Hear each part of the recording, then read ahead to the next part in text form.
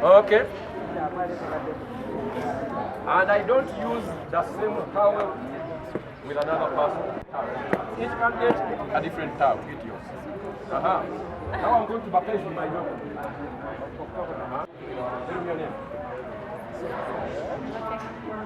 Abigail, now that you have accepted Christ with your personal Savior, as a pastor, ejjusa olwaleero twebaza bannaffe abaagaana baafa dda, abalala bali eyo, they are living a hopeless life.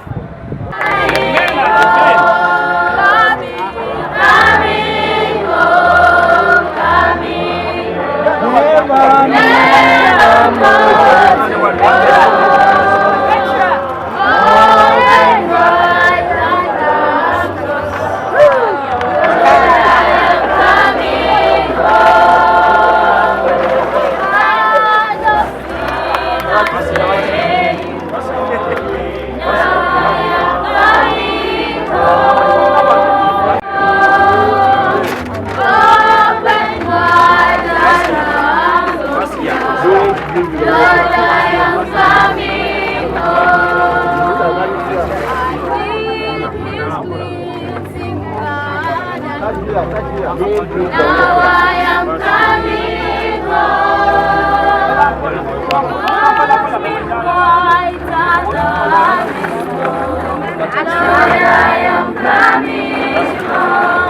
Coming home.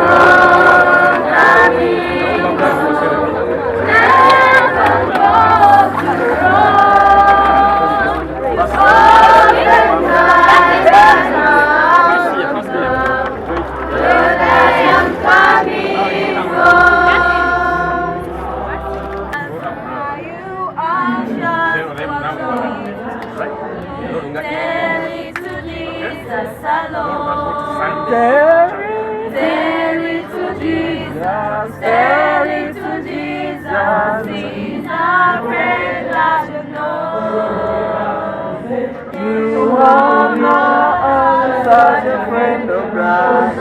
Tell it to Jesus alone. Your dreams from your cheeks abide. Tell it to Jesus. Tell it to Jesus. Have your sister to better your children. Tell it to Jesus alone. Tell it to Jesus. Tell it to Jesus. He's a friend that knows. You have no other such a friend of mine. Tell it to Jesus alone. Name? It's mine. They will bless us. They will. In the short, Dale. Alright, look straight into the camera, Dale. Good day to Dale. Dale, Smile. now that you have accepted Christ to be your personal Savior, as a pastor, I'm also going to baptize you in the name of the Father, the Son, and the Holy Spirit. Amen. Congratulations. Tell it to Jesus. He's a friend that knows. Your burdens are lifted at Calvary. Jesus is bearing you. Your burdens are lifted at Calvary.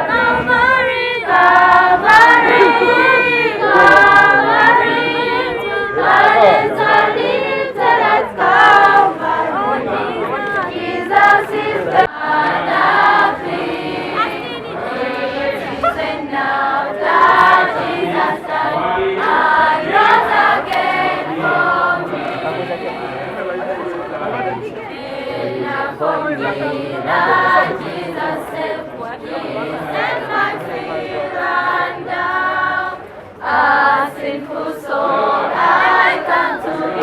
Mukama waffe nze musumba Godfrey Mukasa Kimbugwe omusumba w'ekkanisa ya Seventh Adventist Church.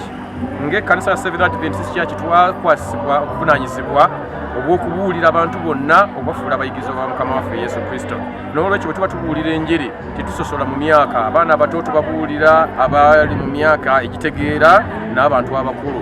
Kakati omuntu bw'asalawo okusinga ddala emyaka egyo bwe kitegeera Kristo nga Bayibuli bweyigiriza ne basalawo ne bakonvatinga ne bakkiriza Mukama waffe Yesu Kristo era ne babatizibwa, kigenda kubayamba mu bulamu bwabwe bwa bulijjo. Abandi badde bagenda mu mize emibi ne bagetinga addicted, ne banywa omwenge, ne bagenda mu bya bwamalaaya, ne babeera bampisa mbi. Tubayigiriza empisa nga Bayibuli bwegamba, era bangi nnyo abakonvatinze ne badde eno era olwaleero nga batuuze balungi, bakulembeze balungi.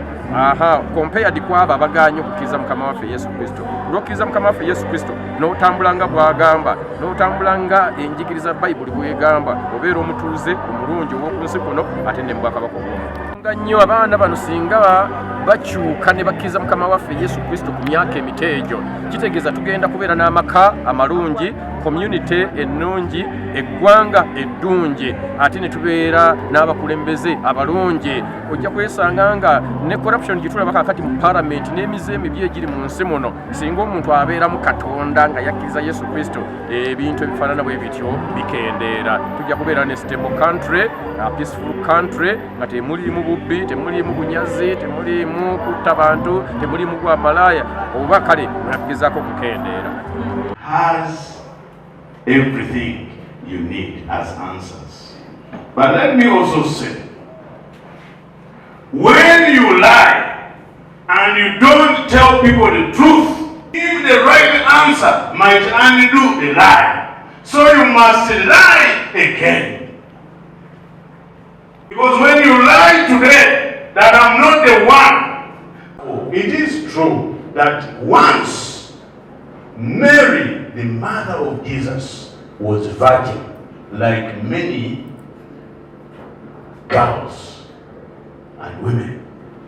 But virginity, the lie around virginity is that her virginity was eternal up to today, that she's still a virgin. It's not true. Why isn't it true? Go to the Bible, open, knew it, and he confirmed it. But they told us the truth that clears the lie of perpetual, eternal virginity of Mary, the mother of Jesus. 13 verse 53, so that we are able to even understand the context. This is what the Bible... Amen. Amen. All right, because of time, we will choose.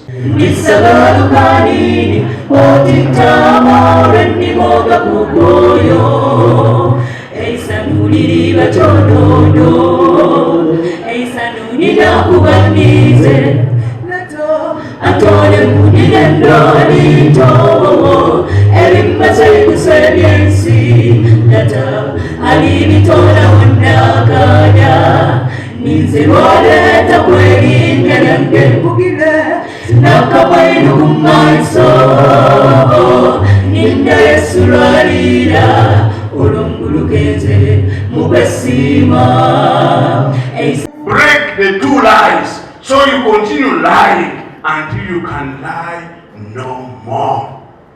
That's why the same height, same weight, same look, they are totally different inside. Amen. Why? The Bible has told us, but in your heart, in your what?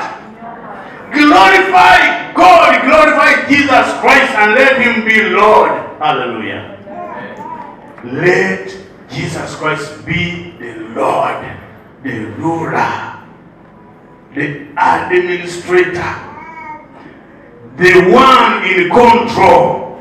But let it be in your heart. Because everything you push into your heart, no one will know until you tell them.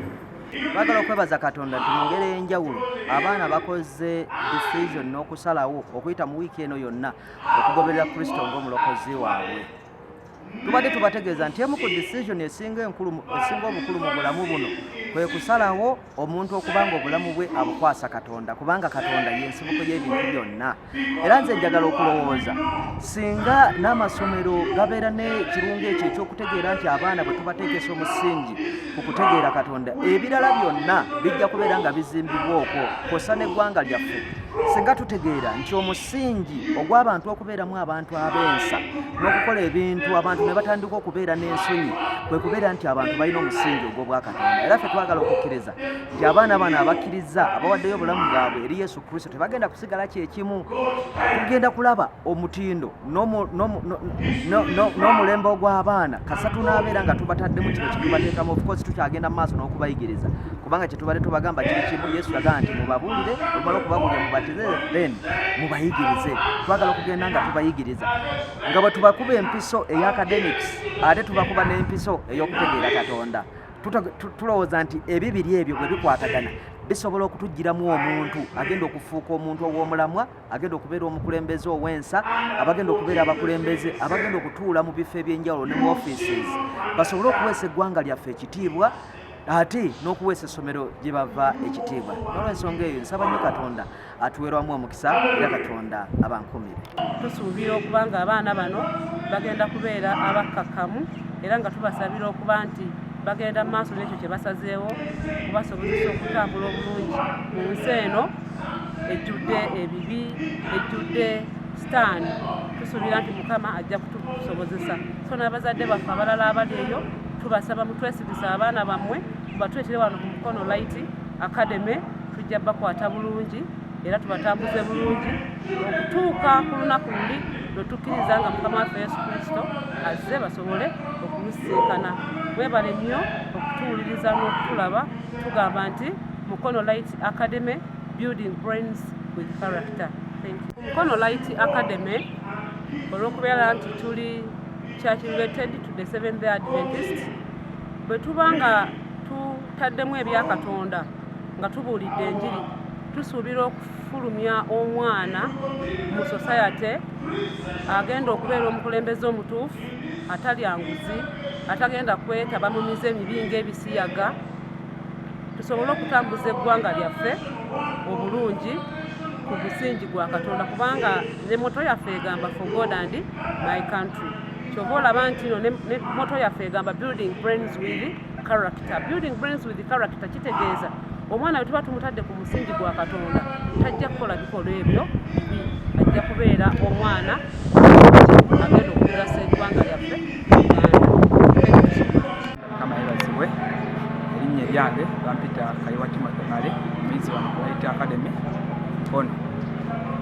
Ndi mu kibiina eky'omukaaga era nga olunaku olwaleero nzikiriza nga teryankase kwegatta ku kanisa Seventh-day Adventist Church era nga batubatiriza wali Mukono Church ya Central Region okuliira emirembe mu kusalawo kuno kwenkoze era mpulira essanyu lingi nnyo.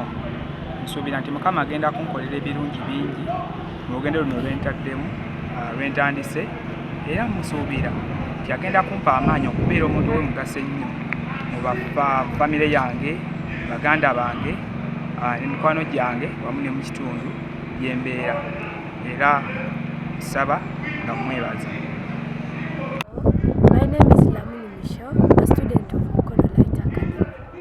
I am standing here as a baptized Seventh-day Adventist who has accepted truly and without anyone forcing me.